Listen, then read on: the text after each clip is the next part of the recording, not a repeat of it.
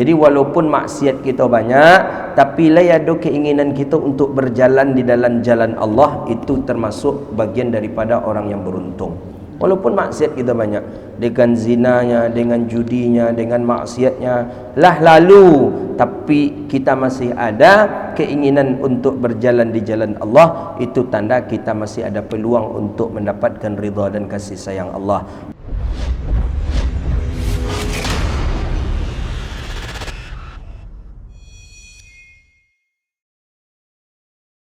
Bismillah.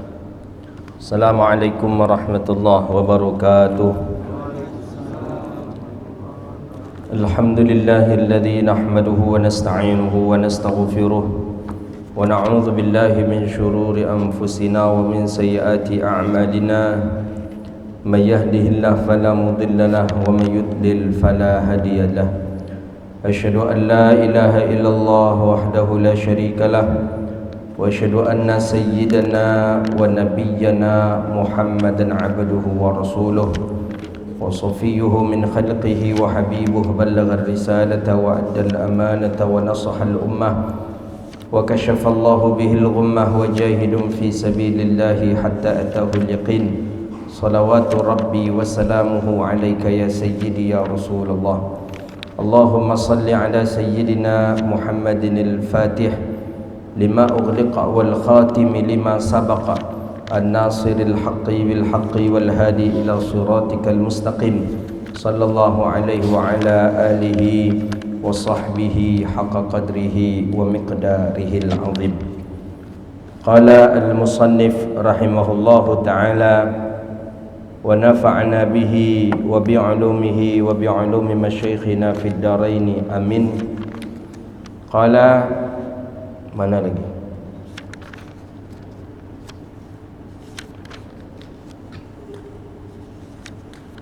Hadis terakhir kemarin itu tentang al-jannatu huffat bil makarih wa annan naru huffat bisyahawat. Itu terakhir. Ini dia. Qala Al-Imam Hujjatul Islam Abi Hamid Al-Ghazali rahimahullahu ta'ala, qala ala qala sallallahu alaihi wasallam, ala wa innal jannata haznun birabwatin, ala wa inna naru sahlun bisyahwatin, thumma ma'a dhalika kullihi fa innal abdu dha'ifun wa zamanu sa'bun wa amrud dinin mutaraji'un wal farahu qalilun wa syaghlul kathirun wal umru qasirun wa fil amali taqsir wa naqidul basir wal ajalul qarib was safarun ba'id wa ta'atun hiya zat fala budda minha wa hiya fa'itatun fala muradda laha faman zafira biha faqad fadha wa sa'ida abadal abidin wa daharad daharain. Qala, kata Nabi SAW, ala adakah tidak, kata Rasulullah, wa innal jannata haznun birabawatin, sesungguhnya surga itu sangatlah susah. Birabawatin, dengan banyaknya muskilah dan musyaqqah, halangan, rintangan untuk mendapatkannya. Jadi untuk mendapatkan surga itu susah kita untuk mendapatkannya. Mesti untuk puasa, mesti untuk qiyamul lail, mesti untuk bersedekah, susah mendapatkan surga. Ya, sama dengan kita kuliah, sekolah, ingin najah, ingin lulus, itu butuh perjuangan. Harus bangun malam, harus menghafal muqarrar, menghafal diktat. Susah, berat ujian kalau kita ingin kesuksesan. Tapi kata Nabi, wa innan nara sahlun bisyahwatin, dan sesungguhnya neraka itu mudah. Neraka senang, mudah neraka itu. Dan bahkan yang lezat-lezat pula neraka. Zina lezat, apa lagi yang lezat-lezat lagi? Dengan maksiatnya, zina, makan riba, pokoknya yang neraka itu nikmat. Bayangkanlah saking nikmatnya, tak ada punya orang, tak ada punya awak. Halal haram hantam situ. Itu saking mudahnya untuk ke neraka. Wa innan naru sahlun. Nah, ini bisa juga perumpamaan seperti bank-bank syariah sekarang ini. Bank syariah, bank konven. Kadang nasabah tu bilang, kok semakin pindah ke syariah semakin susah ya katanya. Memang surga tu payah. Surga tu banyak halangan dan rintangannya. Kalau ingin berjual beli mesti jelas notanya, jelas kwitansinya. Itu Islam. Jelas saksinya siapa bertransaksi. Kalau di neraka, buik-buik aja kwitansi itu bisa. Belanja umpamanya 100 juta, anggaran 100 juta, padahal belanja cuma 40 juta. Kata kita ke toke, buikkan aja lah belanja kami seolah-olah 100 juta. Oh jadi, ini buik-buikkan saya. Itu neraka, mudah. Untuk neraka itu mudah, yang surga itu susah. Jadi biarlah susah-susah tak apa-apa, pokoknya surga.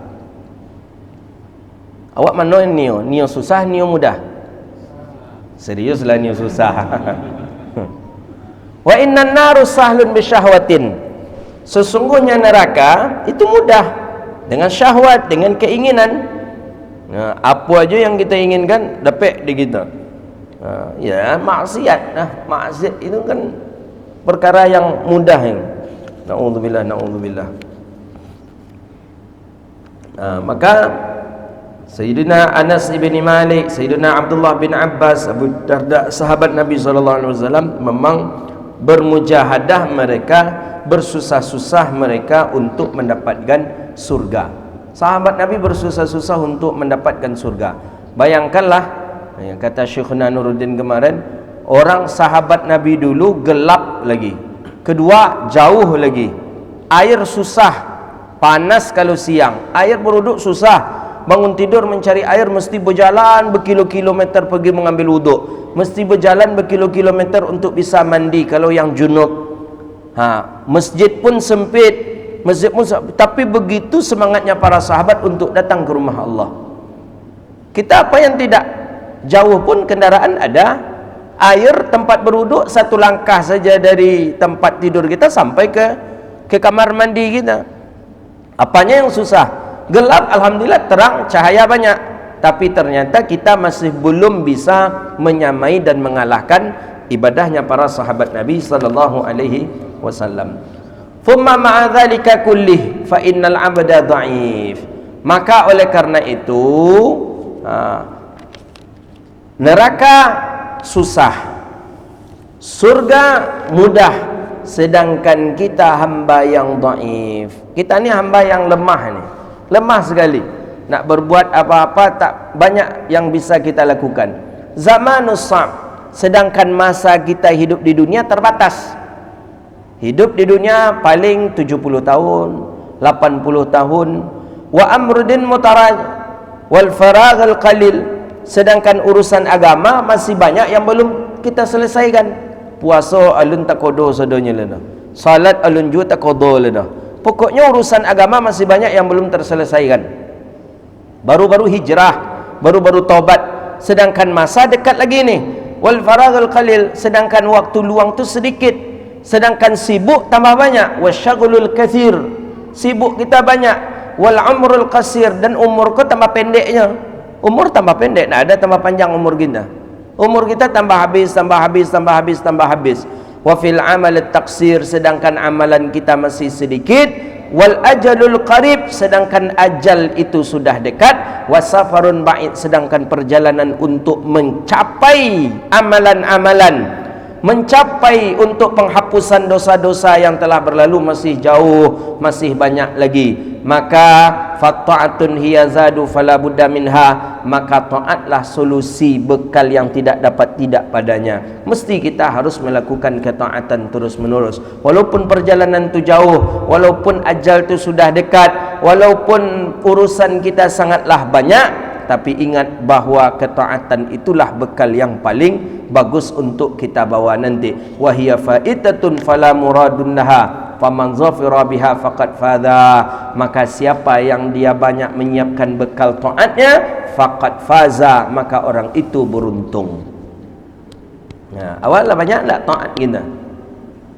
Wasa'ida abadal abidin, dan orang itu orang yang bahagia selama-lamanya dahrain pada dua masa. Jadi oleh karena itu, walaupun sekarang ini kita hamba yang lemah, waktu akan mati pun dekat, sedangkan persiapan kita tak banyak dan ajal pun dekat, maka solusi taatlah sebagai bekal. Apa taat maksudnya di sini? Ya tetap berusaha kepada mencari ridha Allah. Kullama fihi ridhan wa taqarruban ilallah. Tetap selalu untuk mencari ridha dan kasih sayang Allah. Walaupun dosa banyak, jangan memandang ke dosa yang di belakang lagi, fokus kepada ridha Allah saja. Walaupun maksiat banyak, jangan mandang ke maksiat lagi, pandang saja untuk mencapai ridha dan kasih sayang daripada Allah Subhanahu wa taala. Itu dia. Kalau sibuk juga kita memandang ke belakang dengan dosa, maka engkau akan disibukkan dengan tangisan yang tidak ada manfaatnya terhadap dirimu. Sibuk menangis tiap malam, menangis tiap malam, menangis tiap. Nak sembahyang kau indak je dah. Nak lolok menangis gitu, nak sembahyang menangis gitu.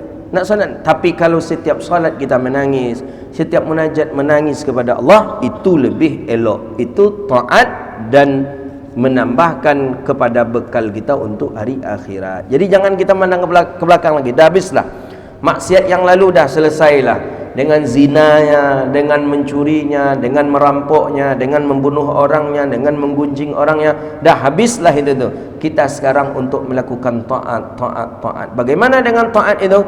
Itulah kita dengan taat. Duduk kita di majlis ilmu, datang setiap saat ke masjid untuk solat, hubungi silaturahim, itu bagian daripada ketaatan. Itulah bekal yang paling bagus untuk kita sembahkan kepada Allah. Maka siapa yang melakukan itu, faqad faza, orang itu akan menang, wa sa'dal abadal abidin, orang itu akan bahagia selama-lamanya dahrain. Wa man fatahu dzalika, dan siapa yang tidak memiliki bekal ketaatan kepada Allah, nya tahu nya lemah, dia tahu orang banyak dosa, dia tahu waktu sangat sedikit lagi, dia tahu ajal sudah semakin dekat, dia tahu kesibukannya dengan dunia semakin banyak, tapi dia tidak juga sempat melakukan ketaatan, maka khasiral ma'al khasirin, mereka itu merugi lagi beserta orang-orang yang merugi. Wahalakal ma'al halikin, dan mereka itu binasa bersama orang-orang yang binasa. Maka tergantung kepada kita lagi nih. Waktu kita sudah terbatas, waktu terbatas, takkan mungkin ditambah lagi. Kalau ibarat kata Syekh Nurdin kemarin itu, ibarat waktu kita solat ketika bunyi tet, dah habis waktu berarti. Kehidupan kita menunggu tet tentunya ni. Cuma tak dibunyikan malaikat pun tak bagi tahu ke kita. Kalau waktu solat nampak qamat sekian minit, qamat 10 menit, qamat 12 menit, itu nampak. Kita tak nampak, ajal kita tak nampak. Mungkin ajal kita 12 minit, mungkin ajal kita 1 minit lagi, mungkin tak nampak kita. Nunggu net saja lah. Ketika itu datang, selesai masalah. Tak ada lagi. Maka disebut ajal itu sudahlah dekat. Kita hamba yang lemah, maksiat pun banyak dan taat pun tidak sempat, maka khasira ma'al khasirin, maka kita orang yang rugi bersama orang yang rugi, orang yang binasa bersama orang yang binasa. Fasara hadzal khatbun idzan wallahi mu'dalan wal khataru fadzalika 'azza man yaqsidu hadzal tariq wa qalla thumma 'azza minal qasidin may yaslaquhu thumma 'azza minas salikin faman yasilu ilal maqsud yadhfaru bil matlub. Maka oleh karena itu, kalau sudah taat kita tidak ada, maka kita termasuk bagian daripada orang-orang yang merugi, orang-orang yang binasa. Maka inilah daripada tujuan daripada seseorang, idzan wallahi mu'dala, ya, idzan, maka ketika itu demi Allah, mu'dala. Apa maksud daripada mu'dala? Kita ini adalah orang yang sedang melakukan kesia-siaan. Sia-sia kita hidup di dunia, tidak ada mendapatkan ridha dan kasih sayang daripada Allah, taat pun tak sempat, wa khatarun azima, dan kita ini sedang berjalan dalam kesesatan, dan kita ini sedang berada di dalam lintasan-lintasan yang mengkhawatirkan, yang membahayakan. Maka bagaimana? falizalika, maka oleh karena itu azza, mulialah orang yang bermaksud jalan, orang yang memiliki maksud jalan untuk mendekatkan dirinya kepada Allah Subhanahu wa taala. Jadi walaupun maksiat kita banyak, tapi layadu keinginan kita untuk berjalan di dalam jalan Allah, itu termasuk bagian daripada orang yang beruntung. Walaupun maksiat kita banyak, dengan zinanya, dengan judinya, dengan maksiatnya lalu, tapi kita masih ada keinginan untuk berjalan di jalan Allah, itu tanda kita masih ada peluang untuk mendapatkan ridha dan kasih sayang Allah. Wa man adza wa qalla thumma adza minal qasidin. Tapi orang yang berjalan untuk jalan itu pun sangatlah dia sedikit saja. Ai nadir katanya. Jarang sekali orang yang berjalan untuk jalan Allah itu, jarang sekali. Maka kita mudah-mudahan termasuk bagian daripadanya. Mayaslukuhu, siapa yang berjalan pada jalan itu, summa adza minas salikin, kemudian ia mendapatkan kemuliaan bersama orang-orang yang berjalan, mayasilu ilal maksud, dan sampai dia kepada tujuannya, maka orang ini adalah orang yang sukses, yang sampai dalam perjalanan. Artinya orang ini adalah orang yang bahagia selama-lamanya. Wahumul a'izzatul ladzina astafahumullah. Siapa mereka? Mereka orang-orang yang Allah jaga, orang-orang yang Allah pelihara, istafahumullah, yang Allah khususkan mereka. Siapa itu? Para wali-wali Allah. Jadi para wali itu dulu ada yang maksiat, tapi setelah maksiat itu dia memiliki ketaatan yang tinggi kepada Allah sehingga sampai martabatnya kepada seorang wali Allah. Wa mahabbatihi, dan orang-orang yang mendapatkan cinta dan kasih sayang daripada Allah. Wasaddathum bitaufiqihi wa izmatih, dia mendapatkan taufik dan perlindungan daripada Allah Subhanahu wa taala. Jadi maksudnya Imam Ghazali mengajarkan jangan berkecil hati. Walaupun maksiat banyak, walaupun maksiat kita banyak, ketaatan kita sedikit, tak usah berkecil hati. Pokoknya lakukan saja ketaatan, dekatkan diri kita kepada Allah, maka insya Allah kita akan sampai kepada yang kita tuju. Yang kita tuju tadi apa? Allah, redha dan kasih sayang daripada Allah. Bisakah Allah memberi hidayah dan taufik kepada orang-orang ahli maksiat? Bisa. Wahumul a'izzatul ladzina astafahumullah. Allah akan memuliakan orang-orang yang dipilih oleh Allah. Istafahum, mereka dipilih oleh Allah. Allah memelihara mereka, Allah menjaga mereka, Allah memberi taufik kepada mereka. Ini metode madrasahnya Imam Ghazali. Maka tak boleh kita menghina orang-orang ahli maksiat, tak boleh. Kita yang sudah pakai jilbab hari ini, ada kawan awak belum pakai jilbab, kita hina dia, tak boleh. Tak boleh. Alah, kalian ni masih Yahudi. Tengok ni pakai jilbab dalam macam ni. Belum tentu. Kita siapa yang menjamin kita bisa berlama-lama dengan jilbab dalam? Siapa bisa menjamin kita berlama-lama untuk ubudiyah kepada Allah? Tidak ada. Allahu muqallibal qulub. Allah mudah membolak-balikkan hati manusia. Maka jangan pandang hina orang yang melaksanakan maksiat hari ini. Walaupun kita sedang melaksanakan taat, pandang orang yang sedang maksiat, jangan kita hinakan mereka, jangan kita kucilkan mereka. Bisa jadi suatu saat nanti mereka lebih alim daripada kita, karena mereka mendapatkan istafahumullah, mereka mendapatkan taufik daripada Allah, mereka mendapatkan penjagaan daripada Allah. Tak boleh. Walau kepada kafir pun tak boleh. Kepada kafir, lewat kafir di muka awak, tiba hati awak, malang tu nasib pejaga kan, alanya kafir, apa lagi, kafir miskin lagi, apa lagi umpamanya. Kita umpamanya ada orang kafir miskin, itu terlintas dalam hati kita, jangan, tak boleh. Bisa jadi bitaufiqihi wa izmatih, bisa jadi dia dapat taufik daripada Allah, bisa jadi dia dapat pertolongan daripada Allah Subhanahu wa ta'ala. Itu metode madrasahnya Imam Al-Ghazali, dengan para masyayikh kita juga seperti itu mengajarkan. Thumma awsalahum bifadlihi idla dirwani. Orang yang ahli maksiat tadi, tapi karena betul-betul dia ingin mendekatkan diri kepada Allah, betul-betul tujuannya cuma mencapai ridha dan kasih sayang Allah, alhasil bagaimana? Awsalahum bifadlihi ila ridwanihi wa jannatih. Akhirnya mereka Allah sampaikan dengan karunia-Nya Allah, dengan ridha-Nya Allah dan surganya Allah. Jadi akhirnya sampai orang ahli maksiat tadi ke dalam surga. Sampai. Kenapa? Dengan ketaatannya. Dia sudah taat, Allah beri dengan karunia-Nya Allah, Allah beri dengan ridwannya. Apa kata Imam Ghazali? Fanas'aluhu jalla dzikruh, maka kita berdoa juga kepada Allah, ayyaja'alakum, mudah-mudahan kita dijadikan, wa iyana, mudah-mudahan kamu dan kami dijadikan orang-orang yang faizin, orang-orang yang menang, orang-orang yang beruntung, birahmatihi, dengan rahmatnya Allah. Amin. Itu dia. Jadi membaca kitab, kau dapat kita doa Imam Ghazali. Itu hebatnya kita kalau baca kitab itu. Kalau nak baca kitab, kau tak dapat doa dari Imam Ghazali. Jadi Imam Ghazali langsung mendoakan kita, wa nas'aluhu jalla dzikruhu, bermohon kita kepada Allah yang mulia dengan sebutannya, ayyaja'alakum, bahwa menjadikan akan kamu. Siapa kamu tu? Kita yang membaca kitab. Wa iyana, dan akan kami, kata Imam Ghazali. Apa? Hendaknya Allah jadikan kita termasuk golongan orang-orang yang beruntung, birahmatihi, dengan rahmatnya Allah. Amin. Naam.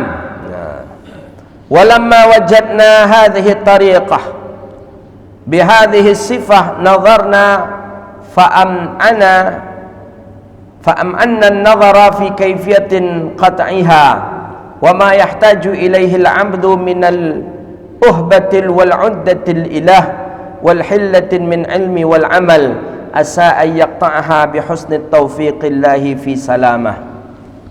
Walamma, dan manakala mendapatkan kita, sudah menjumpai kita jalan metode untuk mendekatkan diri kepada Allah. Tadi apa metodenya? Metodenya pokoknya taat kepada Allah.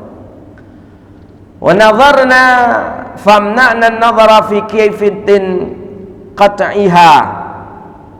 Dengan ini jalan,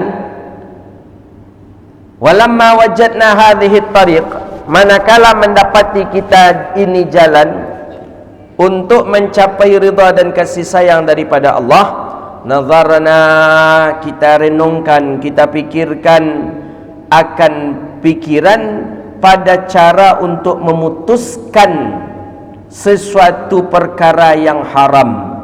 Jadi maksiat-maksiat tu jangan dojo ndak nyelai. Apa caranya nyelai? Tadi kalah taat, tapi khawatirnya ketika taat tu kau masuk maksiat tu balik. Bisa apa pula ndak? Namanya setan. Solat, pulang solat ke bisa juga maksiat begitu. Setan tu hebat dia, licik dia. Bagaimana kita sudah taat dan kita putuskan segala perkara maksiat itu.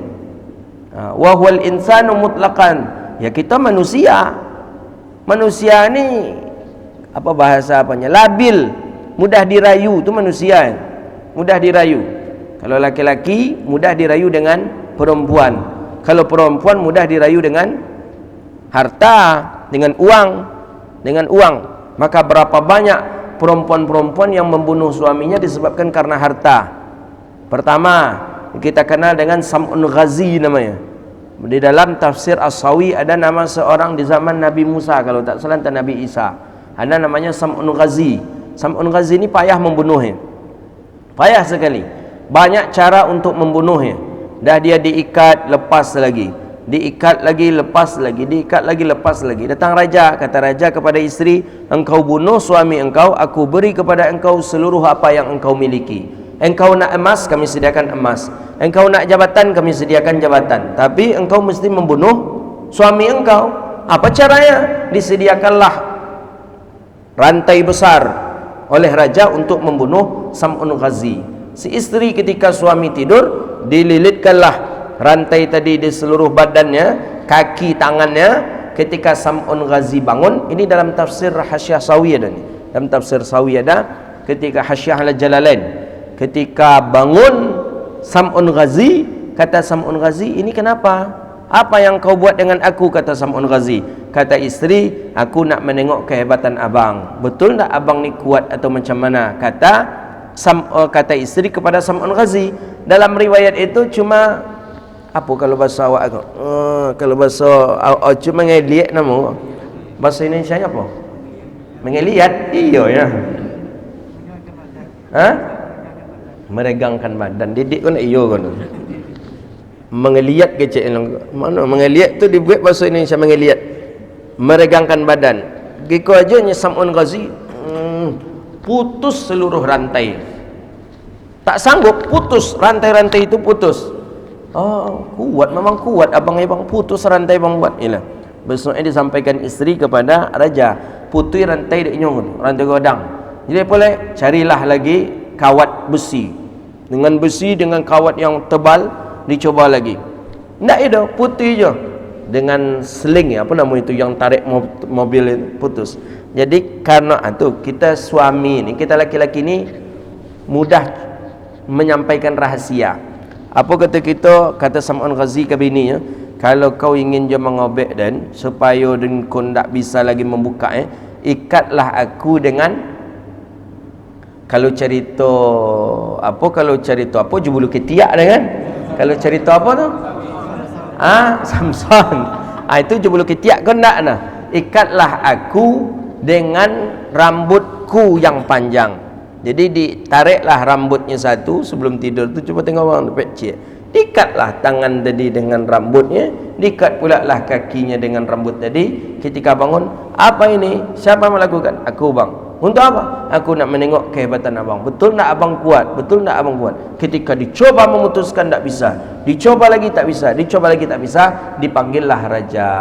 Ketika raja dipanggil, raja pun datang. Akhirnya raja diikatkanlah Sam'un Ghazi tadi di sebuah tiang. Di situ isteri, di situ raja, di situ bala tentara seluruhnya.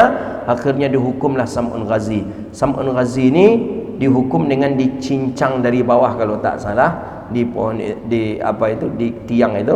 Tak terlampau kuat, akhirnya pedang yang begitu kencang tadi ke atas perginya.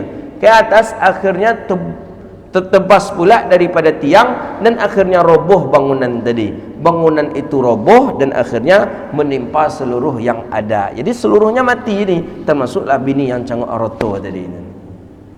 Nah, jadi banyak kisah-kisah yang menghancurkan kita itu adalah daripada perempuan. Perempuan menghancurkannya adalah daripada hartanya. Begitu, daripada harta.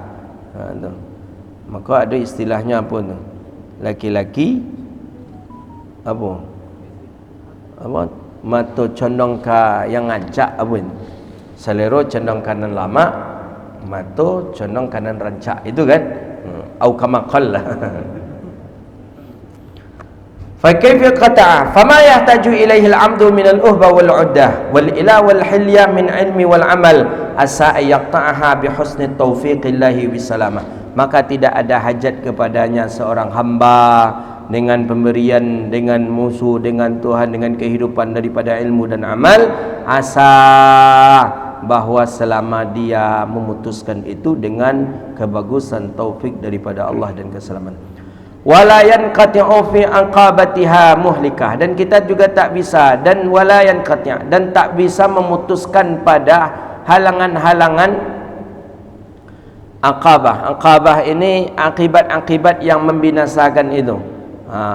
Fayahliku ma'al halikin, maka kalau begitu kita akan binasa bersama orang-orang yang binasa.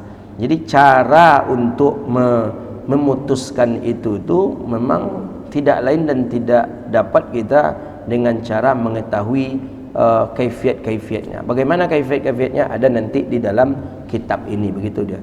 Wa'iyadhu billah, berlindung kita daripada mereka, daripada amalan buruk itu dengan Allah. Fasannafta fi qat'i hadhihi tariqah wa sulukiha, maka aku susunlah, maka kami susun pada cara memutuskan halangan dan rintangan itu pada jalan-jalan yang kita tulis, yang aku tulis di dalam kitab Ihya Ulumuddin wa qarbatin ilallahi ta'ala, dan mendekatkan diri kepada Allah. Jadi nanti ada cara-caranya kita mengetahui halangan dan rintangan itu, nampak nanti. Oh, ini begini halangan, oh ini begini halangan. Wa ghairi zalika ihtawan ala daqa'iqa minal ulum, tapi ini membutuhkan sekali ilmu-ilmu yang sangat mendalam, i'tasad ala afhamal ammah, untuk kita lebih memahami secara umum. Faqadahu fiha, maka wa khadu fima lam yahsinuhu minha, faqadahu, maka oleh karena itu ta'u syanna'u, melakukan taatlah kamu kita melakukan taat padanya, kemudian dakhalu fi takallum wa tahaddus fil batil, khadu fi ma lam yusinuhu minha fayu kalamin afsahu min kalami rabbil alamin. Maka oleh karena itu tidak ada ucapan yang lebih pasti daripada kalam ucapan Tuhan Rabbul Alamin. Siapa Rabbul Alamin? Allah Subhanahu wa taala. Waqad qalu fi, sebagaimana Allah telah berkata, berfirman, innahu asatirul awwalin. Asatirul awwalin. Siapa asatirul awwalin? Asatirul awwalin. Alam tasma' ila qaul Zainal Abidin Ali bin al-Husain ibn Ali bin Abi Talib ridwanullahu alaihim ajma'in, inni la aktumu min ilmi jawahirah kaila yara dhaka dhu jahlin fayantatina. Waqad taqaddama fi hadha Abu Hasan ila al-Husain wa wassa qablahu al-Hasana, ya rabba jawhari ilmin law abuhu bihi laqila li anta mimman ya'budul wathana lastahalla rijalul muslimuna dami yarawna aqbaha ma ya'tunahu hasana. Apa katanya? Engkau mendengar tak, katanya, perkataan Zainal Abidin Ali ibn al-Husain ibni Ali ibni Abi Talib. Zainal Abidin itu nama ayahnya Ali. Ali punya ayah namanya Husain. Husain punya ayah namanya Ali. Ali punya ayah namanya Abi Talib. Nah, begitu dia. Orang Arab itu aja namanya, Ali, Husain, Zainal Abidin ridwanullahi alaihim ajma'in. Inni la aktumu min ilmi jawahirah kaila yara dzaka dzu jahlin fayaftatina. Sesungguhnya aku menyembunyikan daripada ilmuku akan jawahirah, permata. Aku menyembunyikan permata ilmuku supaya tidak dilihat akan kebodohan yang memfitnah akan aku. Waqad taqaddama fi hadza Abu Hasan ila al-Husain, dan sungguh telah terdahulu ini oleh Abu Hasan, bapaknya Hasan Husain. Siapa bapak Hasan Husain? Ali bin Abi Talib. Wa wassa qablahu Hasana, dan telah berwasiat sebelumnya akan kebaikan. Ya Rabbu, ya Rabba, ya Tuhan, jauhiril ilmi, permata intan ilmu, lau abuhu bihi, jikalau dibolehkan permata ilmu itu, lakila li anta mimman ya'budul wathana, maka akan berkata orang-orang tentang penyembahan Tuhannya patung. Lastahalla li rajulun muslimin, maka membolehkan bagi seorang laki-laki muslim akan darah yang mereka lihat yang lebih keji daripadanya, akan tetapi itu bagus. Maksudnya apa? Maksudnya ilmu itu permata intan yang perlu kita simpan baik-baik, permata mutiara yang perlu kita simpan baik-baik, sehingga tidak nampak oleh orang-orang jahil. Maka orang jahil tidak akan pernah dia jumpa dengan ilmu, tidak akan pernah. Karena orang jahil kalau dia mendapatkan ilmu nanti salah guna.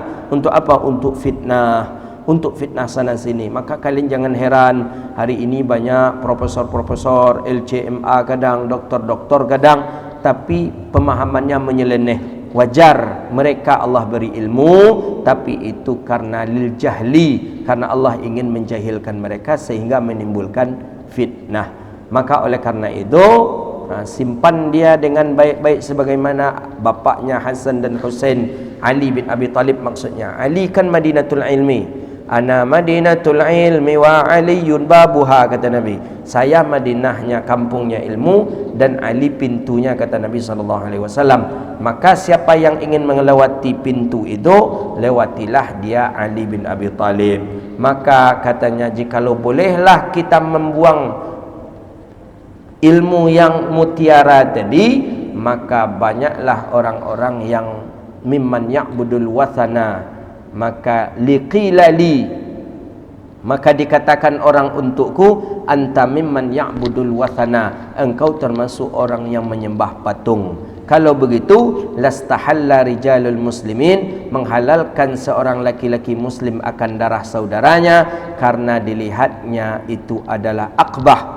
Akbah ini yang dilihatnya itu jelek, yang dilihatnya itu adalah kesyirikan, padahal ma ya'tunahu hasana, yang ia lakukan itu adalah kebaikan. Jadi simpan. Bagaimana menyimpannya ilmu itu? Ya tentu dengan beramal dengan ilmu. Tapi bukan berarti kita asal membuang ilmu saja. Maka mubazir kalau berdebat dengan orang yang tak akan bisa berubah. Kita capek mengeluarkan dalil, capek kita mengeluarkan hujah, dia juga tidak akan berubah. Tak usah kita mengeluarkan dalil kepada mereka, capek. Maka istilahnya kata Imam Syafi'i itu, berdebat dengan orang yang jahil itu habis energi kita, habis ilmu kita, habis. Apalagi melayani wahabi di Facebook itu. Ucapannya kasar lagi, habis energi kita. Tak usah, bagus kita buat aja status, habis itu lantaknya lah berkomentar di bawahan. Nak cuba dak nak apa punya lah, terserah lah. Besoknya kita lagi cari lagi, buat lagi status, ajar lagi mereka. Begitu dia. Waqtadatil halu 'inda dhawil dain hum asyraful khalqillahi ta'ala an-nadhara ila kafati khalqillahi bi'aini rahmatul mumarah. Maka oleh karena itu, ketika kesimpulan kajian kita pada hari ini, bahwa jalan menuju Allah itu sangatlah jelas, dan untuk mengetahui jalan itu butuh dengan ilmu.